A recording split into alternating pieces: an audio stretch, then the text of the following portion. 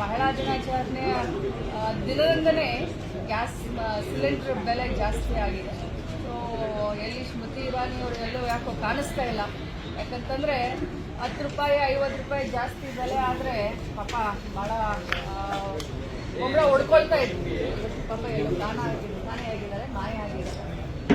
ಏನು ಯುದ್ಧ ನಡೀತಾ ಇದೆ, ಯುದ್ಧದಿಂದ ಈ ವಿಶ್ವದ ಮೇಲೆ ಪರಿಣಾಮ ಬೀರ್ತದೆ.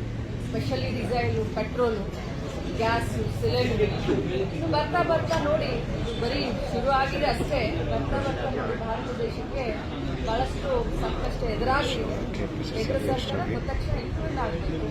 ಹೋಟೆಲ್ನವ್ರಿಗಾಗಿರ್ಬೋದು ಅಥವಾ ಹೋಟೆಲ್ ಗ್ರಾಹಕರಿಗಾಗಿರ್ಬೋದು ಅಥವಾ ಸಾಮಾನ್ಯ ಜನರಿಗಾಗಿರ್ಬೋದು ಒಂದು ಬೆಲೆ ನಿಯಂತ್ರಣವನ್ನು ಮಾಡಬೇಕು. ಜೊತೆಯಲ್ಲಿ ಗ್ಯಾಸನ್ನ ಸಿಲಿಂಡರ್ ಇಮಿಡಿಯೇಟ್ ಆಗಿ ಎಷ್ಟು ಬೇಕು ಅಷ್ಟು ಪೂರೈಕೆ ಮಾಡುವುದರಲ್ಲಿ ಗಮನ ಹರಿಸಬೇಕು. ನಾವು ಇನ್ನೊಂದು ಕೆಪಿಸಿಸಿ ಅಧ್ಯಕ್ಷರಾಗಿ 6 ವರ್ಷ ಆಯಿತು ಡಿ ಕೆ ಶಿವಕುಮಾರ್ ಅವರು. ಇವತ್ತಿಗೆ ಕೆಪಿಸಿಸಿ ಅಧ್ಯಕ್ಷರಾಗಿ ಮಾನ್ಯ ಡಿ ಕೆ ಶಿವಕುಮಾರ್ ಸಾಹೇಬರು 6 ವರ್ಷ ಅರ್ಥಪೂರ್ಣವಾಗಿ ಒಂದು ಅತ್ಯಂತ ಯಶಸ್ವಿ ಅಧ್ಯಕ್ಷರಾಗಿ ಕೆಲಸವನ್ನು ಮಾಡಿದ್ದಾರೆ. ಅವರಿಗೆ ನಾವು ಮೊದಲನೇದಾಗಿ ಅಭಿನಂದನೆ ಸಲ್ಲಿಸಿದ್ದೇವೆ. ಅದರ ಜೊತೆಯಲ್ಲಿ ಇವತ್ತು ಸಾಯಂಕಾಲ ಏನು ಅವರು ಎಲ್ಲರಿಗೂ ಒಂದು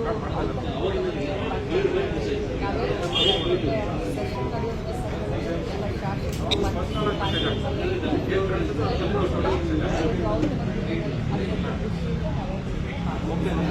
ಇದು ಅವರ ಕನಸಿನ ಕುರ್ಚಿಗೆ ತಲುಪ್ತಾರ ಮೇಡಮ್?